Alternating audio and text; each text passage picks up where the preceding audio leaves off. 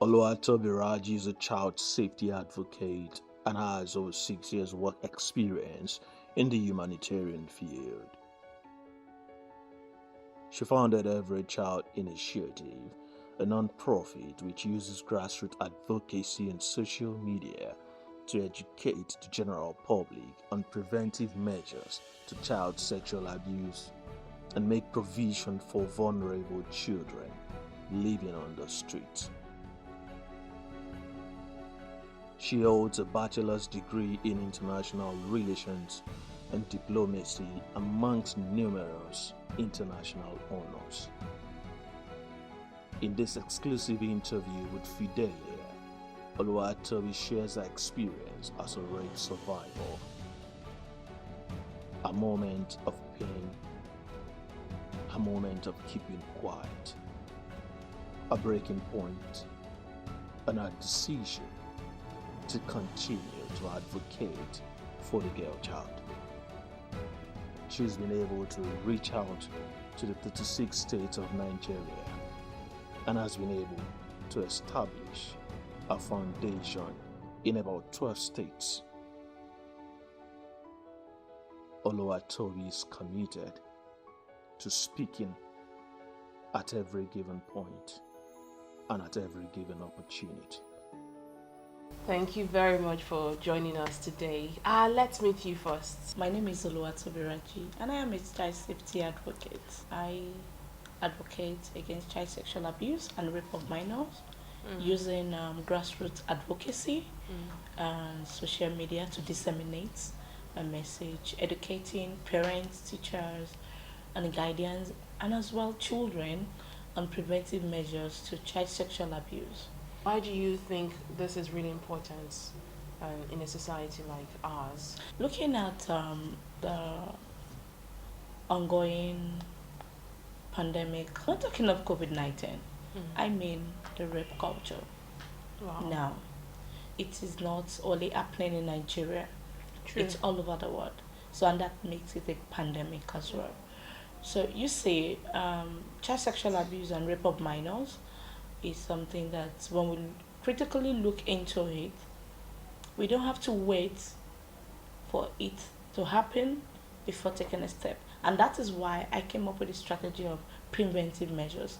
So I believe in prevention is better than cure. Very true. You understand? So it is better for us to start educating our children on how to stay safe from perpetrators than awaiting for the happening, then we swing into action. No, I don't believe in that. I believe in preventive measures.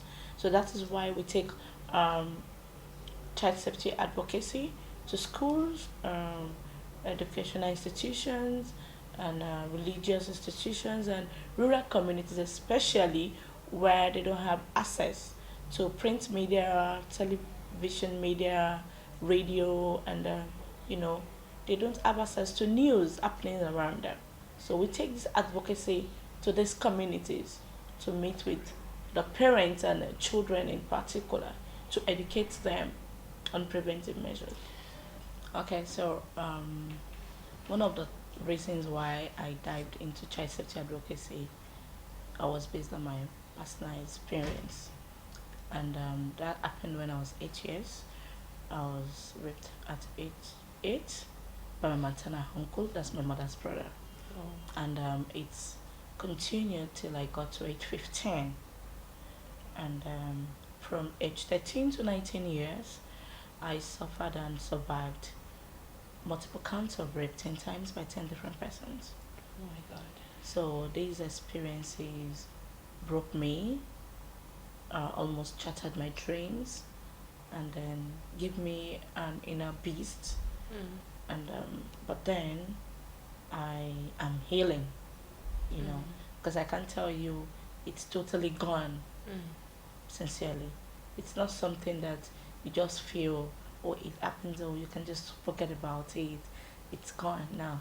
You are lying to yourself, and then you are not ready to heal. So the healing takes process. It's a process, and so you must follow through the processes. So yeah, the healing is a process. It's A a scar process. is definitely left behind, Exactly. and you have to Exactly. gradually erase it. Tell us about this healing process, at least the part you've gone through so far. Share it with us a bit. Okay, so you see, some of the effects that comes with rape that people don't really look into. Instead, they look at the initial deposit. What I mean by initial deposit is what happened at that moment. Mm. That is the memento. But looking at the aftermath, that's the long-term effect, Mm. is more dangerous. Like it has more negative impact Mm. than the initial uh, Events. events, and that is we're talking about post-traumatic stress disorder, PTSD, and you're talking of mental health, because there is a link between PTSD and mental health, and you're Mhm. talking about suicidal thoughts. So as a child, I attempted suicide about 5 times. Whoa. Yeah, that's as a child. But wait, when all this happened, did you tell someone? Did you share this story with anyone? Okay, the funny part was that my mom, that's my mother, got to know about the first event that was at age 8, and then because the perpetrator was a family member, Mm. and the she I was told to keep quiet. I was told not to let it out. I was told that oh, because it's a family member, you just have to let it go. But then maybe because she wasn't properly oriented, Mm. she doesn't know the impact of what has been done, Sure. and then I became the problem. Like I was seen as the problem, like the cause of the whole happening. And till date, it's something that I really want them to address, because see, if you think because it's a family member involved and you decide to keep quiet, then it's a cycle. It keeps going. This Sure. person keeps violating other children. So you just need to come out, you need to speak out, you need to stop him or her from perpetrating that evil. And that is why I call myself a child safety advocate, not a girl child advocate, because um, the boy child is also affected. Mm. True. So I believe all children should be safe, like creating safe space for all, regardless their gender. Okay, so now this means you found a way to turn that pain into a purpose, a driving Exactly. force. Exactly. How has it helped you now in advocating for other kids, other survivors? Okay, so in the course of my journey, one day I sat myself down and I said to myself, I can't continue this way, because I used to be very aggressive. I don't feel secure where there are opposites sex, and then I feel there's something going to happen right there, Mm. even where it's a full house. I just feel no, something's going to happen. He said, but I needed to outgrow that cycle. I need to come out of my shell, and then what can I do? I don't know not. I don't know what to do. I was just there, just like a shadow of myself. Even I try to run away from my shadow, but it's not Wow. possible. So what I do is, in 2017, I got an offer with a non-profit that Okay. advocates for children that's child abuse. Basically, that's every child rights foundation, and then I was given the offer to be their program coordinator, and that was the boom. Mm. That was just the boom, and then I found myself in this in this field, just like that. And ever since then, I saw the need to speak out, Mm. even though personally I wasn't healed, but then it was an opportunity. And also, I would say it was divine, and Mm. the arrangement of God, because I look at myself, what do I tell people? Even myself, I still battle with inner, with self, and then inner pains. But I found out that each time I speak out, I get relieved. Mm. Even though I go back in to cry, to ask why I had to go through that trauma, but then each time I speak out, I get like over 10 persons coming back to say, thank you for speaking out, it helped me. Oh, so I say, wow, then I need to keep talking. I need to keep talking about it. I need to keep doing this so that every other person can as well heal. And that was what Beth advocacy journey. And over the course of time, I worked with several non-profits, and then I've spoken to children.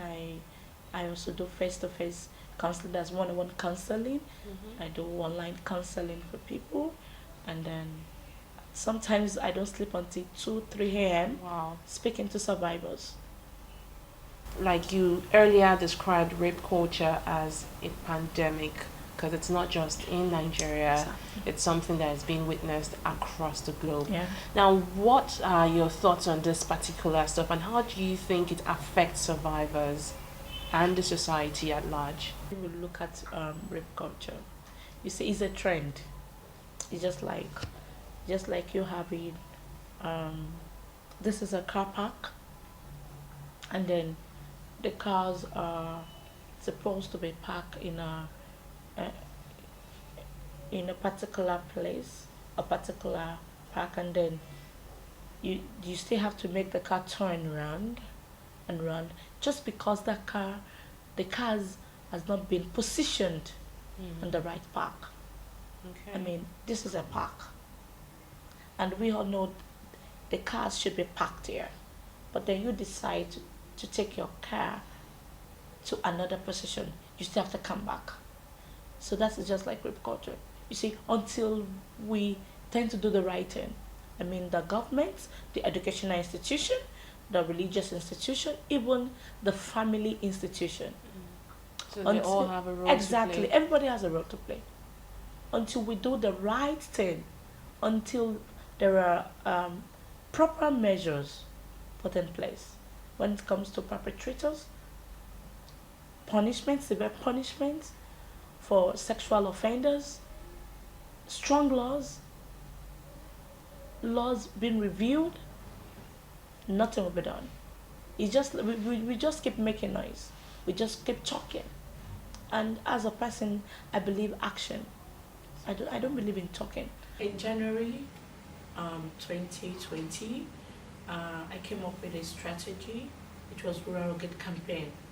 And what that Rural Get Campaign was, last year, December, myself and another advocate went to rural community at Abule Iroko to sensitize the community secondary school girls on preventive measures. And then we were able to speak to over 600 girls. But prior to that, I got to do an underground research about the community, and I learned that there are a lot of social vices going on there, just like the rape and all of that. So the strategy was like, we nominated 10 girl child ambassadors, Okay. you know, to then tell us more about their community, what can be done in that community to work with us, and then to mentor them on how to be better citizens as well. And that was how we came up with the girl child ambassadors, you know. And then so good, the girls came up with other problems and matters arising, and then we gave them 3 minutes to preach, and that was when they came up with ideas, what to do, how to overcome the problem in their community. This is how their community is, this is what they are lacking, this is what has been going on. I said, okay, wow, this is great. So that was what Beth, the Girl Child Ambassador team. And you know, in January I told them, so what can we do? And we sat down to make a plan. And that was when the Rural Get campaign came up. Like, okay, we don't have so many people on social media who are part of the target audience.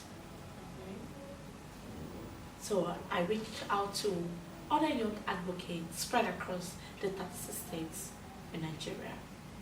So and then we came up with using our local dialects, like the Igbo, the Hausa, the Yoruba, the Ekiti dialects, to disseminate these messages. And sincerely speaking, we were able to reach 7 states with this local dialects. And then these advocates were trained, and then they were the ones who go into the rural communities and preach the message of preventive measures to all. So the Rural Rugged campaign took place at the marketplace, bus parks, bus stops, and inside the commercial vehicles. So just name it. Just basically reached out to those people exactly who might have not had access to probably TV, the radio, the print media, so even the phone. These are Android phones. True. So we're able to reach out to them, and then there are follow-up. A lot of people just feel like, oh, it has happened, move on, or what did you do to even attract us in the first place, forgetting that this actually has a strong effect on the person who experienced it. Could you tell us more about this on the survivors, that's the effect of rape on survivors, and the society at large? You say the effect of rape is more damaging. That is why the work is. You see, when a child or an adult is being raped, possibly if he or she is a virgin, the only thing we tend to look out for is, the hymen has been broken, or bleeding. Then that is what you're looking. That is your concentration. Then after a few months or a year, the injury will heal, right? But the trauma will live with that person for life. Like I said, as a survivor, I attempted suicide over 5 times as a child. Then as an adult, I attempted suicide over 7 times. So those are the long-term effects. I came up with TSD, that's post-traumatic stress disorder, mental health, just name it. I started hallucinating, and like seeing your face now, and I could be seeing faces of like 10, 20, 30 guys like staring at me, but it's just you, but you are looking at me like, oh, it's just the 2 of us here speaking, but looking at you, I am seeing 10 faces. Psychologically, that is the effect on rape survivors. Only you can tell that experience. Even the doctor cannot explain what you're going through. They can only try to imagine, because it is their field of study. You get it. But you are the one involved. And that is what people don't look at. And when you see some people behave aggressive, irrationally, and you say, what the hell is happening? Some persons have gone through that ordeal. But while some is just a way of life to them. But I can tell you 80% of those who had gone through this kind of trauma, this kind of experience, are affected with such manner of life. Of course, if I got medical attention and psychosocial support at a tender age when it first happened, maybe my healing process would have not been slowed. But fortunately, I started psychosocial therapy just 2018, and I spoke out 2017. For 22 years of my life, I was silent. It happened over 10 times, 10 different people. Did you ever think, maybe there's something wrong with you? Like, how is it just happening to me? You know, at a point, I began to feel, oh, maybe I'm also the devil myself. Because, you know, I feel, okay, so why only you? Is it that there's something in you that attracts those people to you negatively? But then I would say, as a great child, I was never exposed to maybe dressing indecently. So it was not indecent dressing. But then circumstances of life. because I could remember I lost my father at age 16, and then when he died, things took shape, like negatively. My mom got an opportunity to travel out of the country, and when she traveled, we were left in the care of a guardian, like a family friend, who threw myself and siblings out of the house 10 p.m. And we had to trek from like a very long distance to get to another family friend's place. And then, you know, as a girl, I began to have this responsibility mentality. Like, okay, no father anymore. Even my mom is not in sight. I need to take care of my siblings now. I need to assume the role of a father and mother. And then in the bid to get that accomplished, I became a victim of the next cycle of circumstance of the same rape again. And then I could remember there was a time in my life for weeks and then months I was sleeping on the road. Yeah. And that's a counter of once being a street child, like sleeping on the streets, made me to adopt rescue mission for vulnerable children living on the streets last year, and I was able to pick up 3 children off the streets who are now safe and sound in respective orphanage homes with access to quality education. Rape happens in many ways, but a lot of people just imagine it to be when you drag someone and tear their clothes open and probably force yourself on them. But they tend to forget about the consent issue. Some people might not have sex with someone forcefully, but they still get to rape this person. So tell us more about why consent is important. What is consent, first of all, and why is it important at this time? When we're talking about consent, people get a lot of misconception about it. So we will even tell you, you see, okay, when you know you were not interested, why did you go with him? Why did you go in? Or what were you expecting? Were you expecting to look at you as a doll without doing anything? But of course, I could get an invite from a friend to come for a drink, and then he decided to turn into a perpetrator. So from a drink, he could have his own plans, which primarily was unknown to me.